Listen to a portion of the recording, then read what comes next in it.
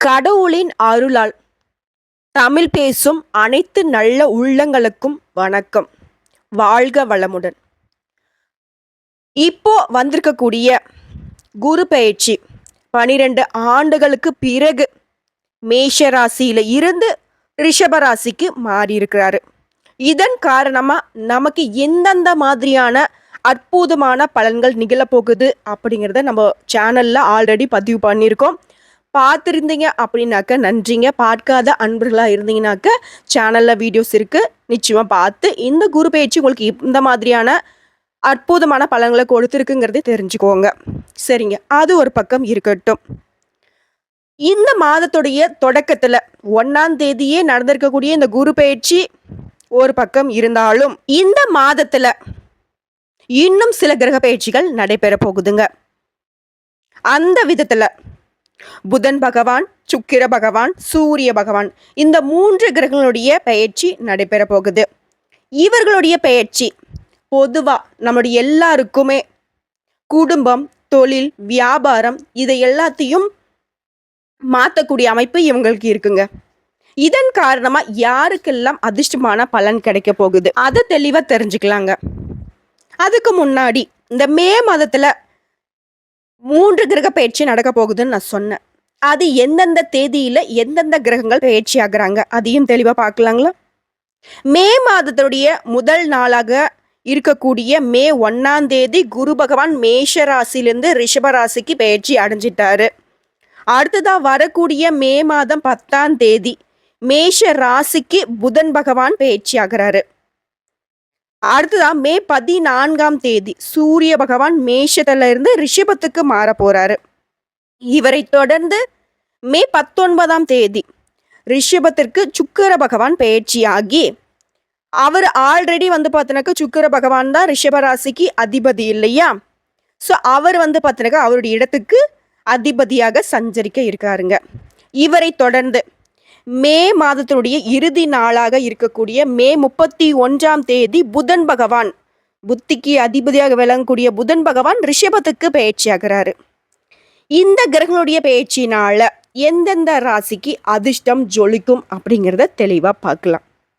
அந்த வகையில் எவ்வளவு தோல்விகள் வந்தாலும் சரி, எத்தனை துன்பங்கள் வந்தாலும் சரி, அத்தனையும் முறியடித்து வாழ்க்கையில வெற்றி பெறக்கூடிய ஆற்றலுடைய மீன ராசி அன்பர்களே, இப்பேற்பட்ட உயர்ந்த குணம் கொண்ட உங்களுக்கு இந்த மாதம், இந்த மே மாதம் எப்படி இருக்கு அது தெரிஞ்சுக்கிறதுக்கு முன்னாடி நம்ம சேனலை பார்க்கக்கூடிய மீன ராசி அன்பர்கள் நீங்களாக இருந்தீங்கன்னாக்க இந்த மாசத்துல நீங்க வழிபட வேண்டிய தெய்வம், உங்களுக்கு தேவைப்படக்கூடிய கடவுளின் அனுகிரகம்னு பார்த்தீங்கன்னாக்க வீரபத்ர சுவாமியை வழிபாடு செய்வதன் காரணமா உங்களுக்கு இருக்கக்கூடிய கஷ்டங்கள் அகலும், மனசுல தைரியம் உண்டாகும், உங்களுடைய முயற்சிகள் எல்லாமே வெற்றியை கொடுக்கும். ஸோ இந்த வீடியோ பதிவை பார்க்கக்கூடிய இந்த தருணத்தில் சொல்லுங்க, ஓம் வீரபத்ர சுவாமியே போற்றி போற்றின்னு. முடிஞ்சதுன்னா கமெண்ட் பாக்ஸ்லேயும் 3 முறை பதிவிடுங்க, நல்லதே நடக்கும்.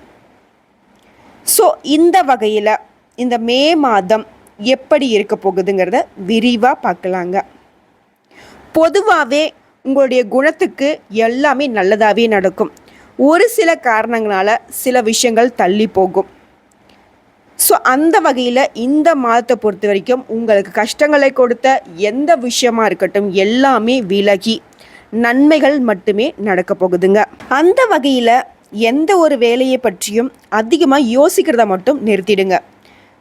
ஒரு வேலையை செய்யறதுக்கு முன்னாடி அந்த வேலை நமக்கு எந்த மாதிரி பலனை கொடுக்கும் அப்படின்னு அதீதமாக யோசிச்சு ரொம்ப ஸ்ட்ரெஸ்ஸுக்கு உள்ளாகிறீங்க, அது வேண்டாம். ஓகேங்களா? அடுத்ததாக திடீர் பண தேவைகள் இந்த மாதத்தில் உண்டாகிறதுக்கு வாய்ப்பு இருக்குங்க. இதன் காரணமாக கையிருப்பில் பணம் கொஞ்சம் வச்சுக்கோங்க. ஏன்னா அவசர தேவைக்கு பார்த்தீங்கன்னாக்க உங்களால் மற்றவங்கிட்ட உதவின்னு போய் நிற்க முடியாது. அடுத்ததாக சூரிய பகவானுடைய சஞ்சாரத்தின் காரணமாக வெளியூரில் இருந்து வரக்கூடிய கடிதங்கள் மூலம் நல்ல மகிழ்ச்சியான செய்திகள் கிடைக்க பெறுவீங்க. அடுத்ததாக மீன ராசி சேர்ந்தவங்க சொந்தமாக தொழில் செய்கிறீங்க அப்படின்னாக்க தொழில் வியாபாரத்தில் ஈடுபடக்கூடிய உங்களுக்கு வியாபாரம் தொடர்பான வீண் இடையூறுகள் ஏற்பட்டு நீங்கும். தொழில் சம்மந்தமாக ஏற்படக்கூடிய போட்டிகளை எல்லாம் உங்களுடைய சாமர்த்தியத்தினால் சமாளிச்சிருவீங்க. பழைய பாக்கிகள் வசூலிப்பதில் தாமதம் ஏற்படுங்க. அடுத்த உத்தியோக பணிகளில் இருக்கக்கூடிய மீனராசி அன்பர்களுக்கு மேல் அதிகாரிகள் மூலம் அனுகூலமான பலன்கள் ஏற்படுங்க. இருந்தாலும் உங்களுடைய சக ஊழியர்கள்கிட்ட கவனமாக பழகுவது ரொம்பவே நல்லது. இதுதான் இப்படி தான் அப்படின்னு சொல்லிட்டு நீங்கள் பாட்டுக்கு மனசில் பட்டுதை பேசிட்டு போயிடுறீங்க. ஆனால் அவங்களுடைய கருத்துக்களையும் அவங்களுடைய வஞ்சகத்தையும் உங்கள் மேலே திணிச்சு நீங்கள் சொன்னதாக வந்துட்டு உங்களுடைய பணியிடங்களில் உங்களுடைய நன்மதிப்பை கெடுத்துருவாங்க. இதனால் அந்த விஷயத்தில் கவனமாக இருங்க. அடுத்த குடும்பத்தை பொறுத்த வரைக்கும் அமைதியும் மகிழ்ச்சியும் இருக்குங்க. அடுத்த கணவன் மனைவிக்கிடையே நல்ல உறவு ஏற்படுங்க. குடும்ப உறுப்பினர்கள் உடல் நிலையில் கவனம் தேவைங்க. கடன் விவகாரத்தை பொறுத்த வரைக்கும் யோசித்து செயல்படுவது ரொம்பவே நல்லது. அதாவது கொடுக்கல் வாங்கல் இருக்கட்டும், நீங்கள் கடன் வாங்குறதா இருக்கட்டும் இல்லை கடன் கொடுக்கறதா இருக்கட்டும், பணம் விஷயத்தை பொறுத்த வரைக்கும் ரொம்பவே கவனமாக இருக்கக்கூடிய மாதம். அடுத்ததாக மீனம் ராசி சேர்ந்த பெண்களுக்கு எப்படி இருக்குன்னா, நீங்கள் தான் எந்த ஒரு விஷயத்தை எடுத்துட்டாலும் சரி எச்சரிக்கையுடன் ஈடுபடுவது ரொம்பவே நல்லது. அது உங்களுடைய நன்மதிப்பையும் கெடுக்குவதற்கான ஒரு அமைப்பு இருக்குது. முக்கியமாக மற்றவங்ககிட்ட பேசுகிறப்போ உங்களுடைய பர்சனல் விஷயத்தை பகிர்ந்துக்காமல் இருங்க.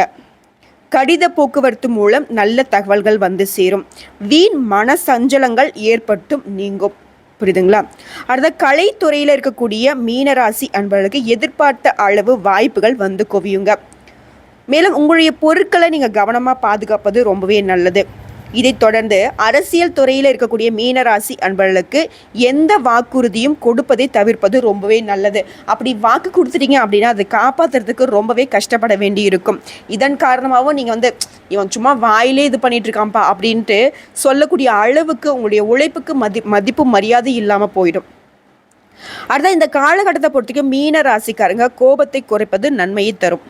உங்களுடைய வேலைகளில் கவனமுடன் செயல்படுவதும் நல்லது. எதிலும் நிதானம் தேவை.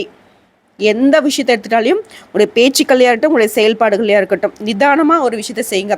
யார் அவசரப்படுத்தினாலும் சரி, இல்லை அவசரமான ஒரு சூழ்நிலையாக இருந்தாலும் சரி, ஒரு முறைக்கு 2 முறை, ஒரு 2 செகண்டாவது யோசித்து அந்த முடிவெடுங்க. சரிங்களா? அடுத்த மாணவர்களை பொறுத்த வரைக்கும் ஆசிரியர்கள் ஆதரவு கிடைத்தாலும் சக மாணவர்களிடம் கவனமாக பழகுவது ரொம்பவே நல்லது.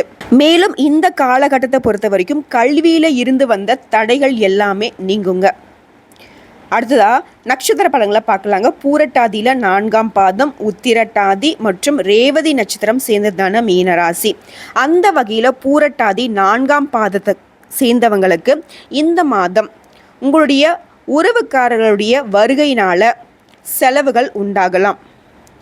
அடுத்ததான் வழக்குகளில் ஈடுபட்டிருக்கக்கூடிய மீனராசி அன்பர்களுக்கு அதை பற்றி பேசுகிறது, அதை பற்றி ஒரு முடிவெடுக்கிறதெல்லாம் தள்ளி போடுவது ரொம்பவே நல்லது. அடுத்ததான் ஆயுதம், தீ இந்த மாதிரி விஷயங்களை கையாளும் பொழுது கவனமாக கையாளுங்க. அடுத்தவங்களுடைய பேச்சை கேட்டு எந்த ஒரு விஷயத்திலும் ஈடுபடாமல் இருப்பது ரொம்பவே நல்லது.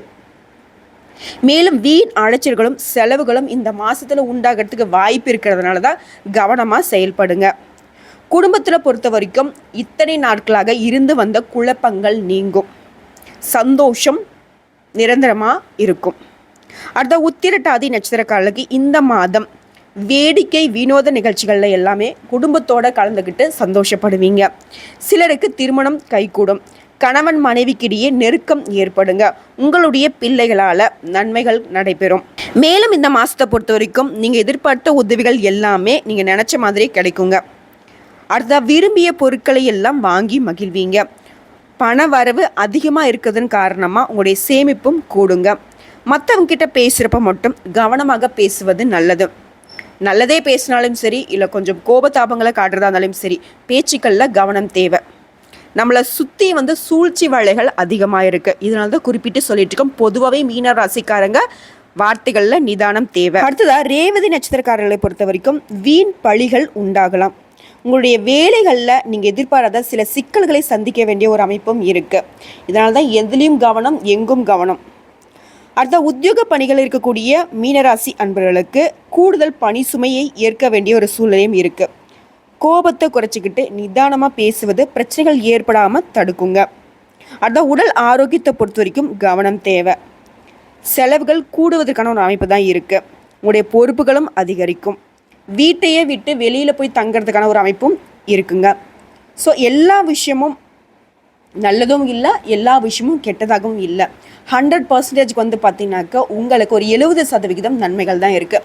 மீதி இருக்கக்கூடிய 30% அப்படிங்கிறது உங்களுடைய செயல்பாடுகளில் விழிப்புணர்வோட நல்லது எது கெட்டது எதுன்னு தெரிஞ்சுக்கிட்டு, கூட இருக்கிறவங்க நல்லவங்களா கெட்டவங்களான்னு தெரிஞ்சுக்கிட்டு, உங்களுடைய செயல்பாடுகள் நீங்கள் எப்படி செய்யணும் அப்படிங்கிற ஒரு திட்டத்தோட மேற்கொண்டீங்க அப்படின்னா இந்த மாதம் உங்களுக்கு அற்புதமான ஒரு மாதமாக இருக்கும். நிறைய பிரச்சனைகளுக்கு ஒரு தீர்வு கிடைக்கும், மனக்குழப்பங்கள் நீங்கும், தெளிவு உண்டாகும். நான் சொன்ன அந்த 25% to 30% இந்த விஷயத்தை சரி செய்யணும் அப்படின்னு நினச்சினாக்கா நீங்கள் வணங்க வேண்டிய தெய்வம்னு நான் முன்னாடியே சொன்ன வீரபத்ர சுவாமியை வழிபாடு செய்கிறது. வியாழக்கிழமைகளில் வீரபத்ர சுவாமியை நீங்கள் வழிபாடு செய்வதன் காரணமாக உங்களுடைய பிரச்சனைகள் எல்லாமே தீரும், சிறப்பான வளமான வாழ்க்கை அமையுங்க. அதுதான் உங்களுக்கு சந்திராஷ்டமம் இந்த மாதத்தில் பொறுத்த வரைக்கும் வரக்கூடிய 21, 22 தேதிகள் இருக்கிறதுனால அன்றைய நாட்களில் ஏதாவது முக்கியமான விஷயங்கள் செய்கிறீங்க அப்படின்னாக்கா அதை வந்து தள்ளி போடுங்க. வெளியூர் அதாவது தொலைதூர பயணம் மேற்கொள்வதை தவிர்த்துடுங்க. வேறு ஏதாவது வீண் வாக்குவாதங்கள் செய்கிறது, முக்கியமான முடிவுகள் எடுக்கிறது, இந்த மாதிரி விஷயங்களில் அந்த நாட்களில் தவிர்த்துடுங்க. அடுத்த அதிர்ஷ்டமான தினங்கள்னு எடுத்துக்கிட்டோம்னாக்கா வரக்கூடிய 13, 14, 15 இந்த தேதிகளில் அதிர்ஷ்டமான தினங்களாக இருக்கிறதுனால சுப நிகழ்ச்சிகள் ஏதாவது செய்யணும், ஒரு புதிய முயற்சிகள் செய்யணும், வெளியூர் போகணும், இல்லை திருமணம் சம்மந்தப்பட்ட விஷயங்களில் பேசணும், இப்படி எதுவாக இருந்தாலும் சரி நன்மைகள் எல்லாமே தரக்கூடிய விதத்தில் இந்த அதிர்ஷ்டமான நாட்களை பயன்படுத்திக்கோங்க. ஆகமத்தில் இந்த மாதம் உங்களுக்கு கடவுளுடைய அனுகிரகத்தினால நல்லதாகவே அமைஞ்சிருக்குங்க. சரிங்க, நிறைய விஷயம் பேசிட்டோம். இந்த வீடியோ பதிவு உங்களுக்கு பிடிச்சதுனாக்கா நம்ம வீடியோக்கு ஒரு லைக் பண்ணுங்கள், நம்ம சேனலை சப்ஸ்கிரைப் பண்ணுங்கள், மேலும் பிடிச்சதுனாக்கா உங்கள் ஃப்ரெண்ட்ஸ் அண்ட் ஃபேமிலிக்கு ஷேர் பண்ணுங்கள். இன்றைக்கி மட்டும் இல்லைங்க, இனி வரக்கூடிய ஒவ்வொரு நாளுமே மீனராசி அன்பர்களுக்கு சிறப்பான நாளாக அமையட்டும்னு சொல்லிட்டு கடவுள்கிட்ட மனசார வேண்டிக் கொள்கிறோம். ஓம் வீரபத்ர சுவாமியை போற்றி போற்றி. நன்றி, வணக்கம்.